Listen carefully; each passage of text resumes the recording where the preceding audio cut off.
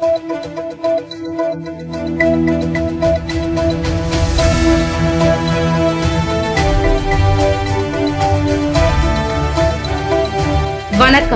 சக்தி சேனலின் புதுவையின் இன்றைய நிகழ்வுகள்.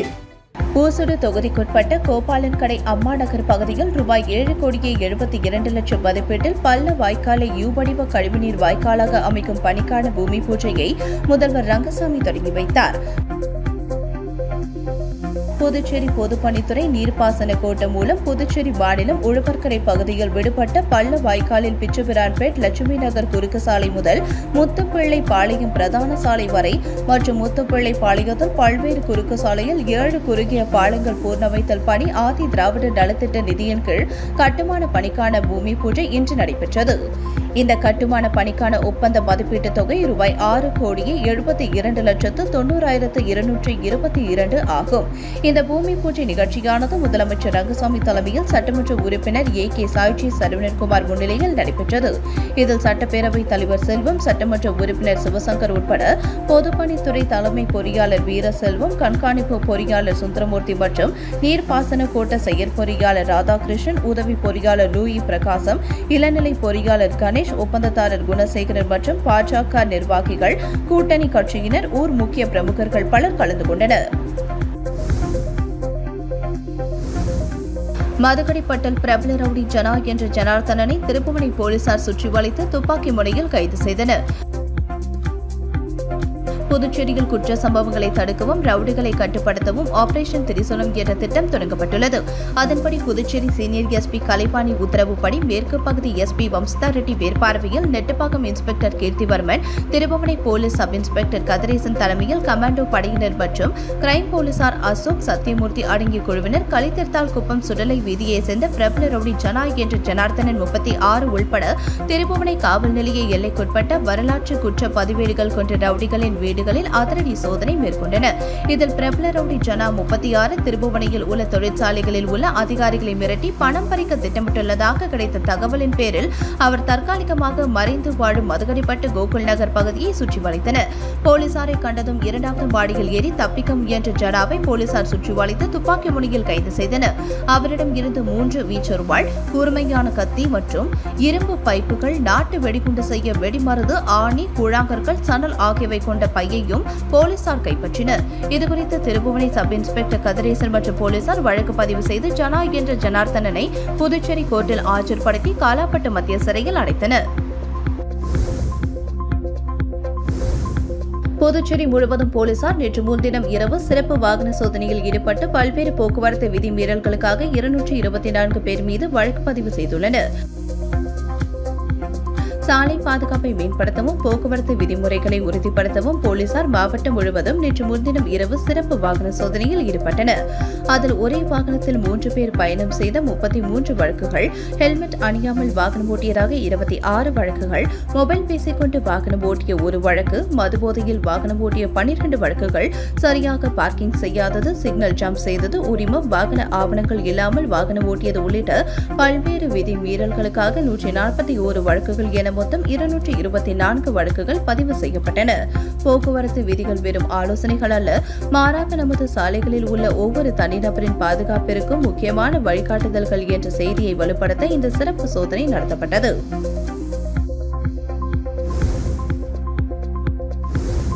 பணி நிரந்தரம், 7வது ஊதிய குழுவின் அடிப்படையில் நிலுவைத் தொகை வழங்கிட வேண்டும் உள்ளிட்ட பல்வேறு கோரிக்கைகளை புதுச்சேரி அரசு நிறைவேற்ற கோரி 100க்கும் மேற்பட்ட நகராட்சி மற்றும் கொம்யூன் பஞ்சாயத்து ஊழியர்கள் பேரணியாக தலைமை செயலகம் முற்றுகை செய்ய சென்ற நிலையில் போலீசார் அவர்களை தடுத்து நிறுத்தியதால் ஊழியர்கள் ஆர்ப்பாட்டத்தில் ஈடுபட்டனர். புதுச்சேரி நகராட்சி மற்றும் கொம்யூன் பஞ்சாயத்தில் 5000க்கும் மேற்பட்ட ஊழியர்கள் பணி செய்து வருகின்றனர். இவர்கள் பிறப்பு, இறப்பு சான்றிதழ் வழங்குதல், குடிநீர், தெருவிளக்கு, சாலை பராமரிப்பு, தூய்மை பணி, வரி வசூல் செய்வது உள்ளிட்ட பணிகளை செய்து வருகின்றனர். இந்த நிலையில் நகராட்சி மற்றும் கொம்யூன் பஞ்சாயத்து ஊழியர்களுக்கு மத்திய அரசு அறிவித்த 7வது ஊதியக்குழு பரிந்துரைப்படி நிலுவையில் உள்ள 33 மாதங்களுக்கான தொகையை வழங்க வேண்டும். ஓய்வு பெற்ற ஊழியர்களுக்கு அரசே நேரடியாக ஓய்வூதியம் மற்றும் நிலுவைத் தொகைகளை வழங்க வேண்டும். நீண்ட காலமாக பணியாற்றி வரும் தினக்கூலி ஊழியர்களை பணி நிரந்தரம் செய்ய வேண்டும் உள்ளிட்ட பல்வேறு கோரிக்கைகளை வலியுறுத்தி பல்வேறு கட்ட போராட்டத்தில் ஈடுபட்டு வந்த நிலையில் 100க்கும் மேற்பட்ட நகராட்சி மற்றும் கொம்யூன் பஞ்சாயத்து ஊழியர்கள் அண்ணா சிலையில் இருந்து புதுச்சேரி முக்கிய வீதிகள் வழியாக கையில் பதாகைகளுடன் தலைமை செயலகத்தை முற்றுகையிட பேரணியாக சென்றனர். அப்போது போலீசார் அவர்களை ஆம்பூர் சாலை அருகே தடுப்புகள் அமைத்து தடுத்து நிறுத்தியதை அடுத்து ஊழியர்கள் ஆர்ப்பாட்டத்தில் ஈடுபட்டனர். தொடர்ந்து அவர்களின் கோரிக்கைகளை வலியுறுத்தி கோஷங்கள் எழுப்பினர்.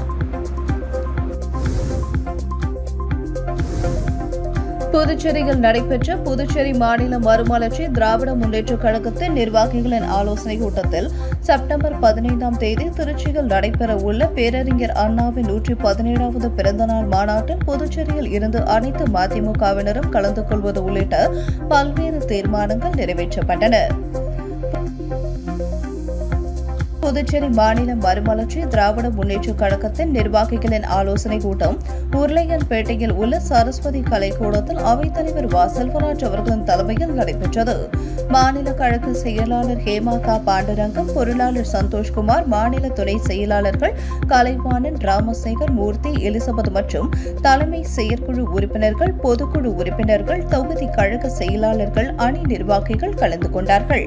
கூட்டத்தில் ஹேமா பாண்டுரங்கம் அவர்களை புதுச்சேரி மாநில கழக செயலாளராகவும் ஏனைய நிர்வாகிகளையும் தேர்வு செய்தமைக்கு கழகத்தின் பொதுச் செயலாளர் வைகோ, முதன்மை செயலாளர் துரை வைகோ எம்பி ஆகியோருக்கு இக்கூட்டம் நெஞ்சார்ந்த நன்றியை தெரிவித்துக் கொள்கிறது என்றும் திருச்சியில் செப்டம்பர் 15ஆம் தேதி நடைபெறவுள்ள பேரறிஞர் அண்ணாவின் 117வது பிறந்தநாள் மாநாடு தொடர்பாக புதுவை முழுவதும் சுவர் விளம்பரங்களை செய்திடவும் மாநாட்டிற்கு மாநில செயலாளர் ஹேமா பாண்டுரங்கம் அவர்களின் தலைமையில் அனைவரும் கலந்து கொள்வதென இக்கூட்டத்தில் முடிவு செய்யப்பட்டது. மேலும் புதுச்சேரி பிஆர்டிசியில் கடந்த 11 ஆண்டுகளாக பணியாற்றும் ஊழியர்கள் பணி நிரந்தரம் வேண்டியும் 7வது ஊழியர் குழுவின் பரிந்துரையை அமல்படுத்த வேண்டி மாநில அரசை வலியுறுத்தி கேட்டுக் கொள்வதாகவும் புதுச்சேரி அனைத்து தொழிற்சங்கம் சார்பில் மத்திய அரசுக்கு எதிராக 21 அம்ச கோரிக்கைகளை முன்வைத்து எதிர்வரும் 9ஆம் தேதி நடைபெற இருக்கின்ற முழு அடைப்பு போராட்டம் வெற்றி பெற அனைத்து வணிகர்கள் மற்றும் வியாபாரிகள் முழு ஒத்துழைப்பு தர வேண்டும். இளைஞர்கள் போதைப் பொருளுக்கு அடிமையாகி சீரழிந்து கொண்டிருக்கும் இந்த அபாய சூழலில் வெளிமாநில சொகுசு சூதாட்ட கப்பலை இந்த மாநிலத்திற்கு கொண்டு வந்து மீனவர்களின் வாழ்வாதாரத்தை கவலைகரம் செய்யும் மாநில அரசின் போக்கு மிகவும் கவலைக்குரியது. ஆதலால் சொகுசு சூதாட்ட கப்பலை திரும்பப் பெற வேண்டும் உள்ளிட்ட பல்வேறு தீர்மானங்கள் நிறைவேற்றப்பட்டது.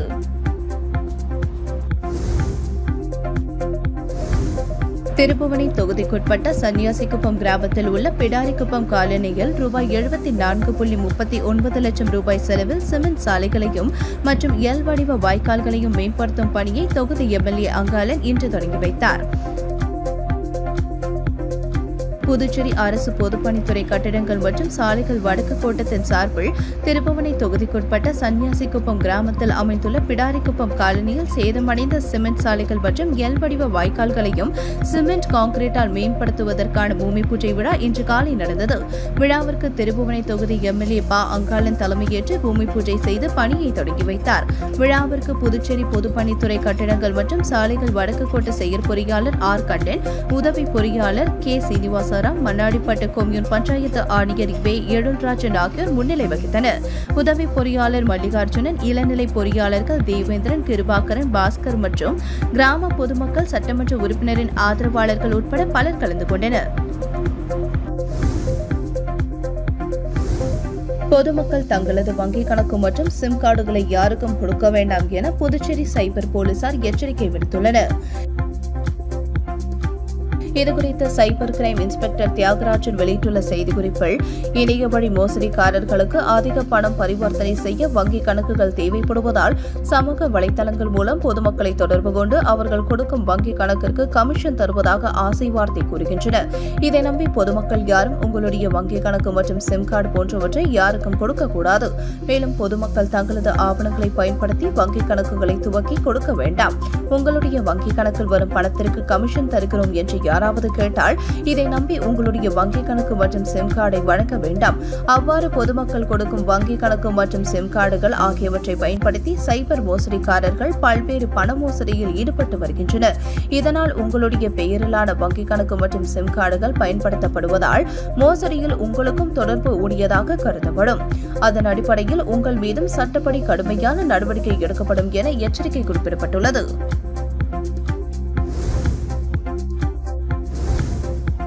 காரைக்காலில் ரோட்டரி கிளப் ஆஃப் சென்டினல் 22வது பதவியேற்பு விழா நடைபெற்றது. காரைக்கால் ரோட்டரி கிளப் ஆஃப் சென்டினல் 22வது பதவியேற்பு விழா சிறப்பாக நடைபெற்றது. இவ்விழாவில் சிறப்பு விருந்தினராக விநாயகா மிஷன் மெடிக்கல் காலேஜ் முன்னாள் டீன் டாக்டர் குணசேகரன் மற்றும் கோவை மாவட்ட உதவி ஆளுநர் வில்லியம் ஜேம்ஸ் முன்னிலையில் 21வது சங்க தலைவர் கணேஷ் ராஜாராம் புதிதாக பொறுப்பேற்று இருக்கும் 22வது தலைவர் குணசேகரனுக்கு ரோட்டரியன் காலரை அணிவித்து பதவி ஏற்றுக்கொள்ள வைத்தார். சங்கத்தின் செயலாளராக கிருஷ்ணமூர்த்தி, பொருளாளராக கோபிநாத் மற்றும் சங்க உறுப்பினர்கள், முன்னாள் தலைவர்கள், முன்னாள் மாவட்ட உதவி ஆளுநர்கள், மூத்த உறுப்பினர்கள் பல்வேறு அமைப்பிலிருந்து வருகை தந்து சிறப்பித்தனர். இந்த நிகழ்ச்சியில் காரைக்கால் பாலிடெக்னிக் கல்லூரிக்கு Karaikal rotary club of sentinel சார்பாக கம்ப்யூட்டர் வழங்கப்பட்டது. 10 மற்றும் 12ஆம் வகுப்பில் மாவட்டத்தில் முதலிடம் பெற்ற மாணவிகளுக்கு பரிசுகளும் வழங்கப்பட்டது. தேசிய அளவிலான கராத்தே போட்டியில் 2 பதக்கங்களை வென்றதை பாராட்டியும் மாணவர்களுக்கு கராத்தே கற்பித்து வருவதை ஊக்குவிக்கும் வகையில் கராத்தே மாஸ்டர் ஆஷிக் ரோட்டரி சங்கத்தால் கௌரவிக்கப்பட்டார். கலை மற்றும் விளையாட்டுத் துறையில் சாதனை படைத்தவர்களுக்கு விருதுகள் வழங்கப்பட்டது. பதவியேற்பு விழாவில் புதிய உறுப்பினராக சுப்பிரமணியன் ரோட்டரி சங்கத்தில் இணைந்தார்.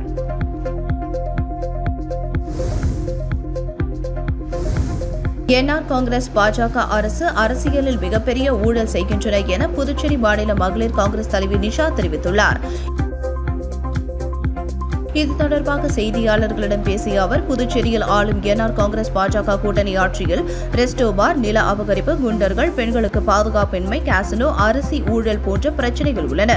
இதில் 1 கிலோ அரிசி ரூபாய் 28, ஆனால் ஆளும் என்ஆர் காங்கிரஸ் பாஜக அரசு 1 கிலோ அரிசியை ரூபாய் 48க்கு வாங்குவதாக கணக்கு காட்டுகிறது. அப்படியென்றால் மாதந்தோறும் ரூபாய் 6 கோடியிலிருந்து ரூபாய் 8 கோடி வரை ஊழல் வெட்ட வெளிச்சமாகியுள்ளது. இந்த அரிசியை மதியம் சமைத்து இரவு சாப்பிடுவதற்குள் துர்நாற்றம் வீசுகிறது. இந்த அரிசியை மக்கள் வாங்காததால் மீண்டும் கள்ள சந்தையில் விற்கின்றனர். கடந்த நாடாளுமன்ற தேர்தலின் போது காங்கிரஸ் மக்கள் நலன் சார்ந்த பிரச்சினைகளில் அரிசி போடாததை கண்டித்து பேசியதன் விளைவாக கடமைக்கு என்று அரசு கண் துடைப்புக்காக தரமற்ற அரிசியை கொடுத்து வருகிறது. அரிசி 1 கிலோவுக்கு ரூபாய் 20 அதிகமாக கூட்டி வைத்து மிகப்பெரிய ஊழலை செய்து வருகிறார்கள். இந்த ஊழலை கண்டித்து புதுச்சேரி மாநில மகளிர் காங்கிரஸ் சார்பாக வரும் வாரங்களில் மிகப்பெரிய போராட்டத்தை முன்னெடுக்க உள்ளோம் என்றார். புதுச்சேரி இந்திரா நகர் தொகுதிக்கு உட்பட்ட இடங்களில் 8 கோடியே 9 லட்சம் ரூபாய் செலவில் பாதாள சாக்கடை அமைக்கும் பணியினை முதலமைச்சர் ரங்கசாமி தொடங்கி வைத்தார். இந்திரா நகர் தொகுதிக்குட்பட்ட ஐயங்குட்டிப்பாளையம், முத்தநகர், கோவிந்தப்பேட்டை, என்ஆர் ராஜு நகர், குருநகர், கல்கி நகர், தனக்கொடி நகர், தர்மபுரி ஆகிய பகுதிகளில் புதுச்சேரி அரசு கொறடாவும் இந்திரா நகர் தொகுதி சட்டமன்ற உறுப்பினருமான ஆறுமுகம் என்ற ஏகேடி முன்னிலையில் ரூபாய் 8 கோடியே 9 லட்சம் மதிப்பில் பாதாள சாக்கடை அமைப்பதற்கான பூமி பூஜை நடைபெற்றது. இதில் சிறப்பு அழைப்பாளராக கலந்து கொண்ட முதலமைச்சர் ரங்கசாமி பூஜை செய்து பாதாள சாக்கடை அமைக்கும் பணியை தொடங்கி வைத்தார். இந்த நிகழ்ச்சியில் இந்திரா நகர் தொகுதி மக்கள், என்ஆர் காங்கிரஸ் நிர்வாகிகள், தொண்டர்கள் ஆகியோர் கலந்து கொண்டனர். புதுச்சேரி அரியூரில் இயங்கி வரும் ஸ்ரீ வெங்கடேஸ்வரா மருத்துவக் கல்லூரி மருத்துவமனை பல்வேறு சிறப்பு அம்சங்களுடன் வாரத்தில் 7 நாளும் 24 மணி நேரமும் அவசர சிகிச்சை பிரிவாக செயல்பட்டு வருகின்றது.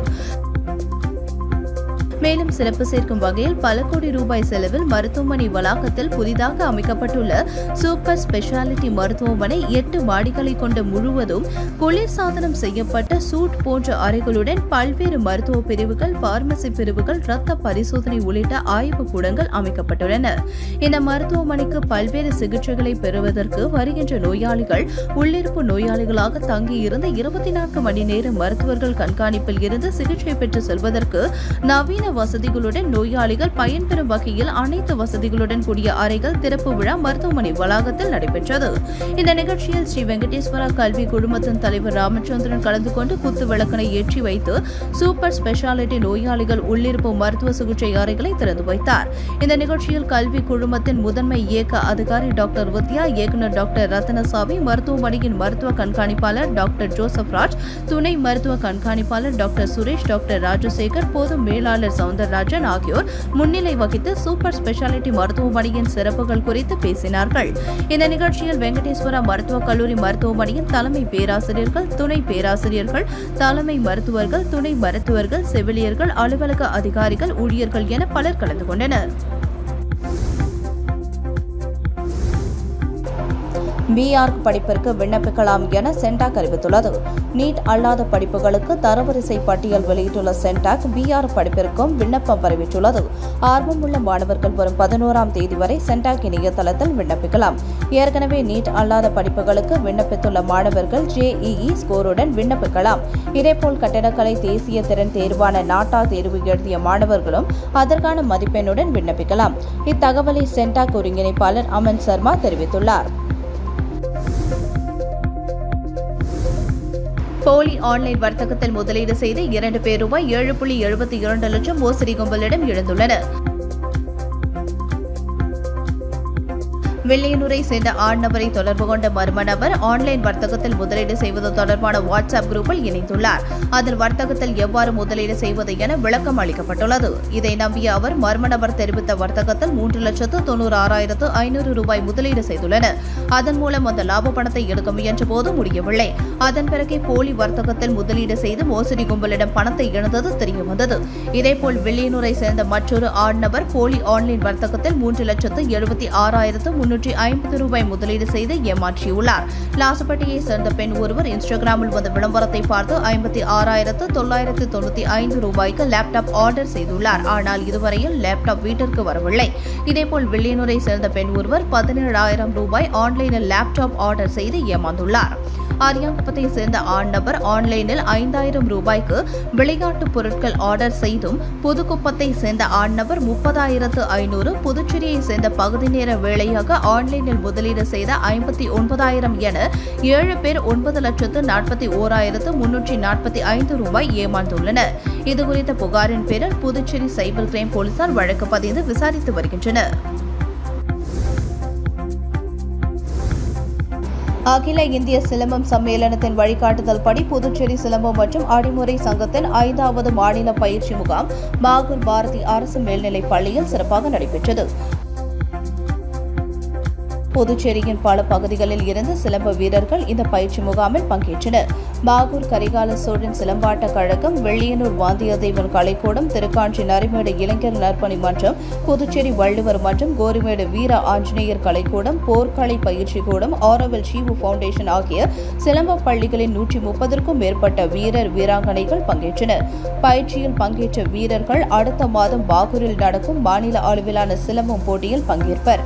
பயிற்சி முகாம் முடிவில் புதுச்சேரி விளையாட்டு வீரர்கள் நல சங்க தலைவரும் புதுச்சேரி ஒலிம்பிக் சங்க இணை செயலாளருமான கராத்தே வளவன் பங்கேற்று அனைவருக்கும் சான்றிதழ் வழங்கி சிறப்பித்தார். சங்க நிர்வாகிகள் கௌரவ தலைவர் சவுந்தரராஜன், துணைத் தலைவர் குமாரபாண்டியன், பொருளாளர் அதியமான், தொழில்நுட்ப குழு தலைவர் விஜயகுமார் ஆகியோர் சிறப்புரை வழங்கினர். சங்க பொதுச் செயலாளர் கே அன்பு நிலவன் நிகழ்ச்சியை ஒருங்கிணைத்தார். புதுச்சேரி மாநில பிற்படுத்தப்பட்ட பழங்குடியினர் காட்டுநாயக்கன் சமூக சீர்திருத்த சங்கத்தினர் சார்பில் முத்திரையர்பாளையம் சோழநகர் ஸ்ரீ மதுரை வீரன் ஆலயத்தில் சங்கத்தின் சமுதாய ஆலோசனைக் கூட்டம் நடைபெற்றது.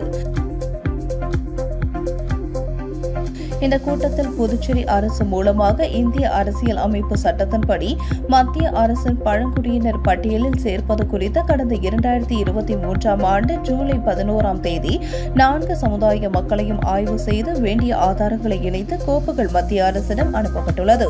இதனைத் தொடர்ந்து மே 29ஆம் தேதி 2025ஆம் ஆண்டு சுதேசி மில் அருகே அட்டவணை பழங்குடியின பட்டியலில் மத்திய அரசின் கவனத்திற்கு கொண்டுவர கவன ஈர்ப்பு ஆர்ப்பாட்டம் நடைபெற்றது. இதுகுறித்து மத்திய மத்திய அரசு எந்தவித நடவடிக்கையும் எடுக்காததால் மத்திய மற்றும் மாநில அரசினை கண்டித்து புதுச்சேரி மற்றும் காரைக்கால் பகுதியில் வாழும் பழங்குடியின காட்டுநாயக்கன் சமுதாய மக்களை ஒன்று திரட்டி தொடர்ந்து போராட்டம் நடத்தி ஆலோசனை கூட்டத்தில் முடிவு செய்யப்பட்டுள்ளது. மேலும் கடந்த 2010ஆம் ஆண்டில் புதுச்சேரி அரசு பழங்குடி மக்களை பிற்படுத்தப்பட்ட பழங்குடியின இடஒதுக்கீட்டில் வேலைவாய்ப்பிலும் கல்வியிலும் சலுகை அளித்து அரசாணை வெளியிட்டும் இதுவரை இதை முறையாக பின்பற்றாமல் அரசு அதிகாரிகள் தவறு இழைப்பதை வன்மையாக கண்டிப்பதாகவும் மேலும் தங்களது கோரிக்கைகளுக்கு செவி சாய்க்காத பட்சத்தில் மத்திய மாநில அரசுகளை கண்டித்து தொடர்ந்து போராட்டங்கள் நடத்துவது குறித்து காட்டுநாயக்கன் சமூக சீர்திருத்த சங்கத்தின் சார்பில் ஆலோசனை கூட்டத்தில் முடிவு செய்யப்பட்டுள்ளது. புதுச்சேரி பிற்படுத்தப்பட்ட பழங்குடியினர் காட்டுநாயக்கன் சமூக சீர்திருத்த சங்கத்தின் ஆலோசனை கூட்டமானது சங்க தலைவர் சுரேஷ் தலைமையில் நடைபெற்றது. கூட்டத்தில் செயலாளருக்கு அண்ணன் செல்வம் மற்றும் சங்க பொறுப்பாளர்கள் சுப்பிரமணியனும் கலியமூர்த்தி, முத்தையன், நாகமுத்து, முருகன், மதியழகன், பொருளாளர் ரமேஷ், சிலம்பரசன், செய்தியாளர் வடிவேலு உட்பட பழங்குடியின மக்கள் ஏராளமானோர் கலந்து கொண்டனர்.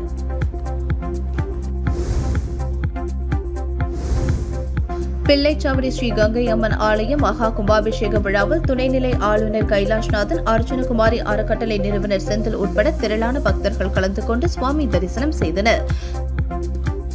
புதுச்சேரி காலாப்பட்டு தொகுதிக்குட்பட்ட பிள்ளைச்சாவடி மீனவ கிராமத்தில் கடல் நோக்கி அருள் பாலிக்கும் அருள்மிகு ஸ்ரீ கங்கையம்மன் ஆலய திருப்பணி நடந்து வந்த நிலையில் கடந்த மே மாதம் அர்ஜுனகுமாரி அறக்கட்டளை நிறுவனர் செந்தில் ஆலய அம்மன் சிலை உட்பட கருவறையின் முழு செலவையும் ஏற்று ரூபாய் 5,50,000 நிதி உதவியாக கோவில் நிர்வாகிகளிடம் வழங்கினார். இதனைத் தொடர்ந்து ஆலய திருப்பணிகள் வெற்றிகரமாக முடிக்கப்பட்டு இன்று 10 மணியளவில் குடமுழுக்கு பெருவிழா வெகு விமரிசையாக நடைபெற்றது.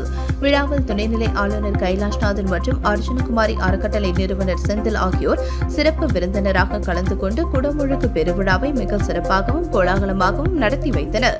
குடமுழுக்கு பெருவிழாவில் கலந்து கொண்ட அர்ஜுனகுமாரி அறக்கட்டளை நிறுவனர் செந்திலுக்கு கோவில் நிர்வாகிகள் பூரண கும்ப மரியாதை அளித்து கௌரவப்படுத்தினர்.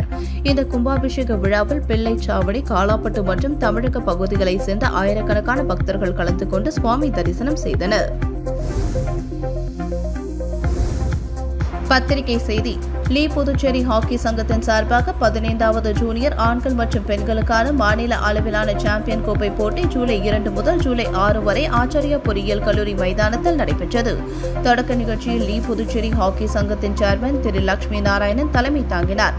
ஆச்சாரியா பொறியியல் கல்லூரி முதல்வர் டாக்டர் குருலிங்கம் போட்டியினை துவக்கி வைத்தார். இறுதிப் போட்டி ஜூலை 6ஆம் தேதி மாலை 3 மணி அளவில் நடைபெற்றது.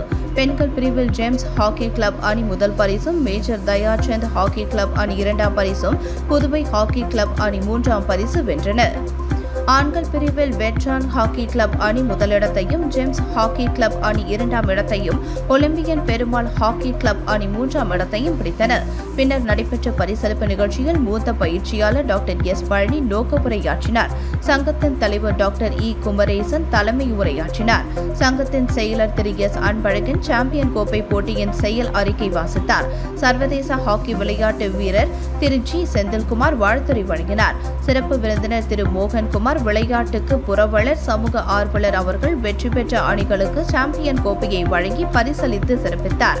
ஏற்பாடுகளை சங்கத்தின் பொருளாளர் திரு எஸ் சந்திரசேகர் மற்றும் மூத்த விளையாட்டு வீரர்கள் திரு ஆர் அரவிந்தன், திரு சரவணன், திரு என் கமலக்கண்ணன், திரு செல்லமுத்து, கார்த்திகேயன், அருண்குமார், ராமச்சந்திரன், ஸ்டாலின் ஆகியோர் செய்திருந்தனர்.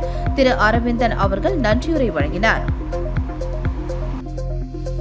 உங்கள் சக்தி சேனலின் புதுவையின் அன்றாட நிகழ்வுகளை உடனுக்குடன் தெரிந்து கொள்ள சக்தி சேனல் புதுச்சேரி யூடியூப் சேனலை சப்ஸ்கிரைப் செய்து கொள்ளுங்கள். மறக்காமல் பெல் பட்டனையும் கிளிக் பண்ணுங்க.